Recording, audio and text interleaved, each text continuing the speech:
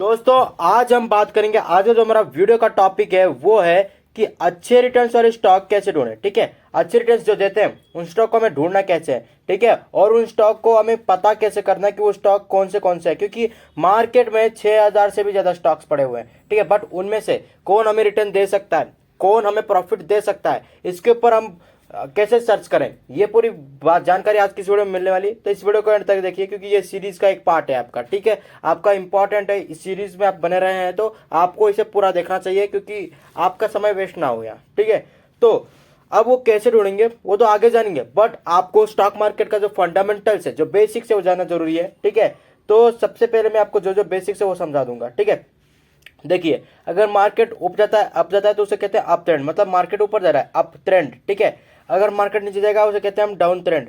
ये इसमें इतना इंपॉर्टेंट तो नहीं है, बट फिर भी आपको जाना जरूरी है क्योंकि नीचे जाने वाले को क्या कहते हैं, ऊपर जाने वाले को क्या कहते हैं, ये जाना जरूरी है। ठीक है, किसी भी एंगल व्यू से अगर देखेंगे तो। उसके बाद और एक होता है ट्रेंड, वो होता है साइडवेज, मतलब ना मार्केट ऊपर जा रही है ना नीचे। हाँ, अब वो सीधा ऐसा लाइन तो नहीं रहेगा, बट थोड़ा ऊपर थोड़ा नीचे रहेगा, बट ज्यादा ऊपर नहीं जाएगा आपके हिसाब से। 10 पॉइंट्स, 5 पॉइंट्स, 15 पॉइंट्स ऐसे ऊपर नीचे होता रहेगा। ठीक है, तो इसे कहते हैं हम साइडवेज ट्रेंड। ठीक है, बट ये जो ट्रेंड का काम है ये मेन ऑप्शन ट्रेडिंग के अंदर काम आता है। ठीक है, आज हम जो बात करेंगे वो लॉन्ग टर्म जो स्टॉक्स होते हैं उनके ऊपर बात करने वाला है कि लॉन्ग टर्म में, ठीक है, अपने लॉन्ग टर्म में प्रॉफिट कैसे बनाएं और लॉन्ग टर्म वाले स्टॉक्स को कैसे ढूंढें। ठीक है, उसके लिए आपको फंडामेंटल एनालिसिस सीखना होगा। ठीक है, अगर आप चाहें तो इसके साथ टेक्निकल एनालिसिस भी कर दीजिए, क्योंकि आप टेक्निकल एनालिसिस और फंडामेंटल एनालिसिस को कंबाइन करेंगे ना, एक मस्त स्ट्रेटेजी आपके सामने निकल के आएगी और आप अच्छा खासा प्रॉफिट बना पाएंगे। ठीक है, बट आपकी मर्जी है, मेन आपको फंडामेंटल एनालिसिस करना है। अब फंडामेंटल एनालिसिस के अंदर क्या क्या देखना है, ठीक है, आपको देखना है पीई रेशियो। ठीक है, पीई रेशियो देखेंगे आप, उसके बाद इंट्रिंसिक वैल्यू देखेंगे आप। ठीक है, और इंट्रिंसिक वैल्यू देखेंगे, पीई रेशियो देखेंगे, कंपनी का इनकम देखेंगे, नेट इनकम। ठीक है, कंपनी की रेवेन्यू देखेंगे, उसकी लायबिलिटी कितनी है। ठीक है, ये सब आप चेक करेंगे।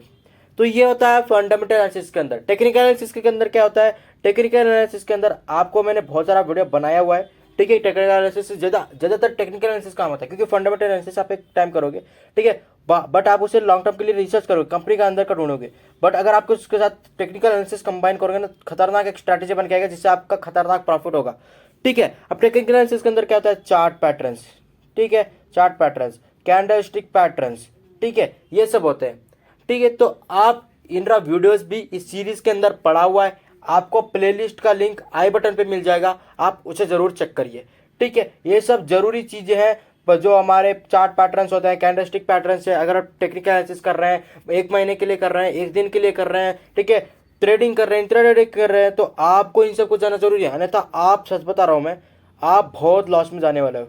क्योंकि ये सब इंपॉर्टेंट चीजें हैं जो आपको सीखनी चाहिए अगर आप स्टॉक मार्केट के अंदर घुसना चाहते हो। ठीक है, अन्यथा आपके पैसे डूबने के चांसेस 99% है। अगर आप सीख के करोगे तो आपके पैसे डूबने के चांस सिर्फ 2% रह जाते हैं। ठीक है, चलिए अब स्टॉक कैसे ढूंढते हैं इसके ऊपर मैं बात करता हूँ। तो आपको कुछ नहीं करना है, आपको एक वेबसाइट बताता हूँ, टिकर टेप, उसमें आ जाना है। ठीक है, जैसे आप टिकर टेप में आ जाओगे आपको कुछ इस तरह का आपको इंटरफेस मिल जाएगा। ठीक है, वैसे तो मैंने इसके बारे में फंडामेंटल एनालिसिस के ऊपर ही बताया है, बट अपने अभी आप इस वीडियो को देख रहे हैं तो कोई बात नहीं, फंडामेंटल एनालिसिस बाद में देख लीजिए। ओके, तो स्टार्ट स्क्रीनिंग में हम क्लिक करेंगे तो हमें बहुत सारे स्टॉक्स यहाँ देखने को मिल जाएंगे। देखिए, जैसे पहले नंबर पर रिलायंस है, फिर टाटा कंसल्टेंसी सर्विस है, फिर एचडीएफसी बैंक है, फिर आईसीआईसी बैंक है, हिंदुस्तान यूनिलीवर है, आईटीसी लिमिटेड है, इन्फोसिस लिमिटेड है, स्टेट बैंक है, भारतीय एयरटेल है। ठीक है, ये सब है। ठीक है, अब इनमें से जो हमारा होना चाहिए मार्केट कैप, आपको मैं बता रहा हूँ अब क्या क्या सेलेक्ट कर सकते हैं, अब वो तो आपके हिसाब से, बट मैं देख रहा हूँ। अगर आप चाहें तो स्टॉक यूनिवर्स भी सेलेक्ट कर सकते हैं। स्टॉक यूनिवर्स मतलब निफ्टी 50 अथवा निफ्टी मिड कैप।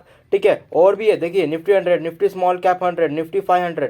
ठीक है, अगर कस्टम में जाकर किसी दूसरे को सर्च करना चाहते हैं तो उसे देखिए, बट मेरे को अभी इनमें से कोई भी नहीं चाहिए।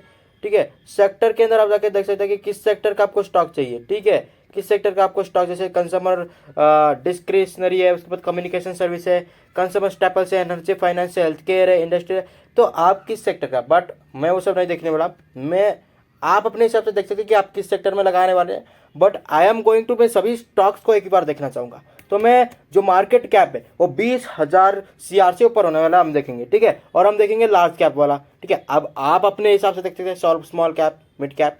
ठीक है, तो यह देखिए 48,812 से ऊपर के हैं ये पूरे।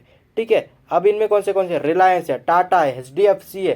ठीक है, उसके बाद आईसीआईसी बैंक है, उसके बाद हिंदुस्तान यूनिलीवर है, आईटीसी, इन्फोसिस, ठीक है, कोटक महिंद्रा, बजाज लाइफ इंश्योरेंस, ठीक है, एलआईसी लाइफ इंश्योरेंस आपको पता है, Maruti Suzuki, Axis bank, Titan company, Sun pharmaceutical industries, बहुत सारे आपको स्टॉक्स है देखने को मिल जाएंगे।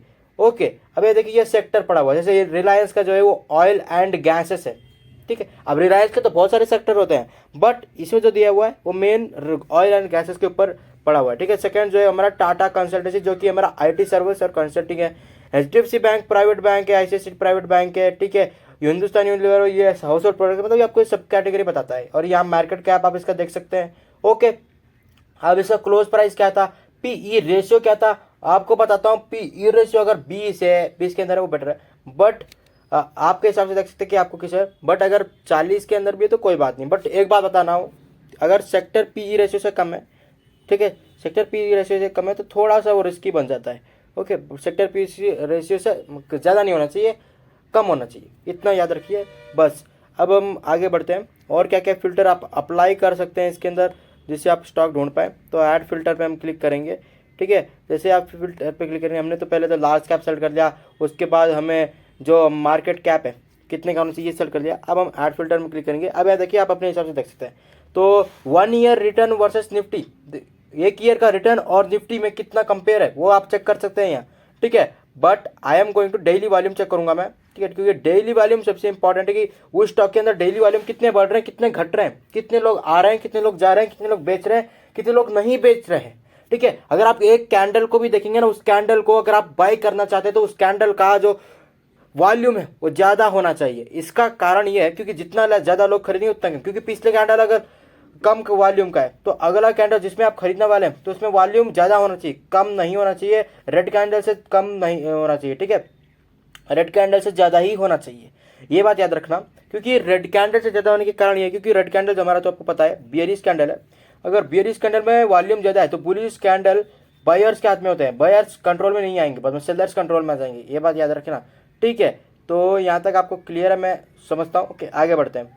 अब ये हमने देख लिया, और क्या क्या फिल्टर हम ऐड कर सकते हैं इसके ऊपर हम देखते हैं। तो ऐड फिल्टर में क्लिक करेंगे, उसके बाद आप 1 डे रिटर्न चेक कर सकते हैं, 1 ईयर रिटर्न कर सकते हैं, सभी फिल्टर आपको यहाँ मिल जाएगा। But I M this is, ये सब मैं इसमें नहीं जाऊँगा, मैं जो जो मेन चीज़ है उनमें जाएंगे। ग्रोथ में जाएंगे सबसे पहले कि आप 5 ईयर में इसने कितने डिविडेंड ग्रोथ दी है, ठीक है, मतलब 3 साल में, 5 ईयर में कितने रेवेन्यू ग्रोथ है इसका, ये चेक करना चाहूँगा मैं, ठीक है। अगर आप चाहे तो EBITDA भी चेक कर सकते हैं, EBITDA, ठीक है। उसके बाद प्राइस एंड वॉल्यूम में जाऊँगा मैं, ठीक है। तो इसमें आप रिटर्न चेक कर सकते हैं। But I am going to 1 year return, 1 year में कितना रिटर्न दिया है। बट आपको मैं बता रहा हूँ स्टॉक का पहले रिटर्न में मत जाओ, क्योंकि वो रिटर्न जो है वो पिछली बार हो चुका है, आगे क्या होगा ये हम देखेंगे। रिटर्न आपको लास्ट में चेक करना है, ठीक है।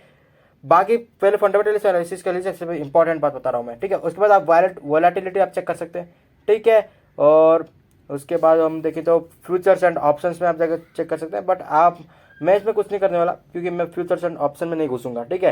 प्रोबेबिलिटी तो आप देखते हैं, प्रॉफिटेबिलिटी तो 5 साल का एवरेज रिटर्न इन्वेस्टमेंट में कितना हुआ है, ठीक है, ये चेक करेंगे हम, ठीक है। Balance sheet and cash flow आप चेक कर सकते हैं कि इसमें कितना है। तो मैं कैश एंड इक्विवेलेंट में चेक करूँगा, शेयर कैपिटल, ठीक है, और लॉन्ग टर्म इन्वेस्टमेंट्स,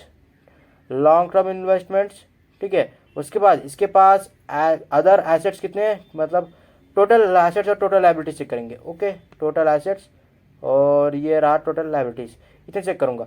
बाकी फंडामेंटल एनालिसिस जरूर कर लीजिए, ठीक है। ये तो मैं सिंपल फिल्टर बता रहा हूँ, अगर आपके पास कम समय है तो आप आराम से कर सकते हैं, बट आपको ज़्यादातर फंडामेंटल एनालिसिस ही करना होगा क्योंकि इसमें आपको एक्यूरेट मिलेगा। बट अगर आप फंडामेंटल एनालिसिस करेंगे तो उसमें 99% एक्यूरेट मिलेगा, इसमें आपको 2-3% 97% एक्यूरेसी मिल सकती है, ठीक है।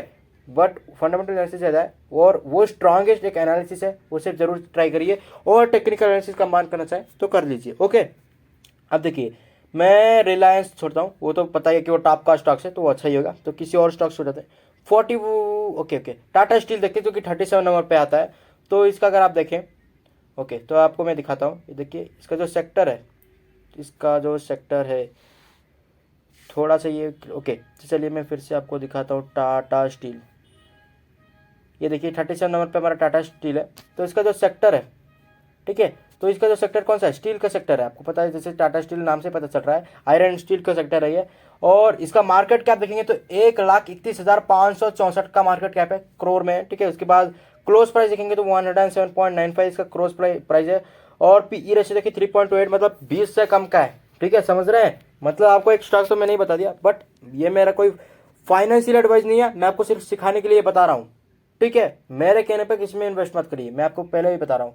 उसके बाद डेली वॉल्यूम देखिए, डेली वॉल्यूम आप देख सकते हैं कितने हैं, 3 करोड़ के आसपास हमारा डेली वॉल्यूम है इसमें। ठीक है, 3 साल का हिस्टोरिकल डिविडेंड ग्रोथ देखेंगे अगर आप तो 57.71% में। अगर रेवेन्यू ग्रोथ देखेंगे तो 16.87। ठीक है, और एक साल का अगर रिटर्न देखेंगे तो -114 है, देख के माइनस में, बट इट्स ओके क्योंकि इसका फंडामेंटल्स अगर स्ट्रांग है तो एक साल से कुछ नहीं जाने वाला। ओके, अगर हम वैलेटिलिटी देखेंगे तो वो है 35.77। ठीक है, और अगर 5 साल का रिटर्न की बात करें तो वो 12.04 का है।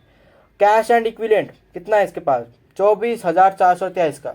Share capital 1221, long term investment 4,615 long term investment है। ठीक है, टोटल एसेट्स देखिए 92,556। टोटल लाइबिलिटीज देखिए 90,588, मतलब 2,500, एक एग्जाम्पल 2,000 ही ले लीजिए, 2,000 एसेट्स ज़्यादा है 2,000 के। ठीक है, 2,000 करोड़ में होते हैं ये। ठीक है, हज़ार में नहीं होते बट करोड़ में होते हैं। 2,000 करोड़ के एसेट्स ज़्यादा है इसके पास, लाइबिलिटीज से कम है। ठीक है, आपको समझ आ रहा होगा, फंडामेंटल एनालिसिस आपको याद आ गया होगा।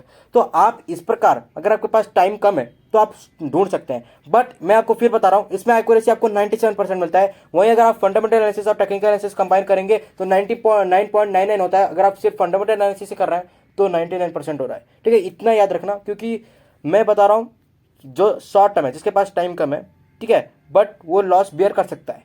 ठीक है, मतलब 2-3% का लॉस और बियर कर सकता है। अगर आपके पास 2-3% का लॉस और बियर नहीं कर सकते, क्योंकि पहले जो लॉस हो रहा है उतने बियर कर सकते हैं, तो आप फंडामेंटल एनालिसिस के और देख सकते हैं, टेक्निकल एनालिसिस को और देख सकते हैं। और आपको पहले ही कभी भी शॉर्ट टर्म इन्वेस्टमेंट नहीं करना है। फिर रिकमेंड कर रहा हूँ, सजेस्ट कर रहा हूँ कि शॉर्ट टर्म इन्वेस्टमेंट मत करो। बाकी आपकी मर्जी है, मैंने तो जो कहना है वो कह दिया है।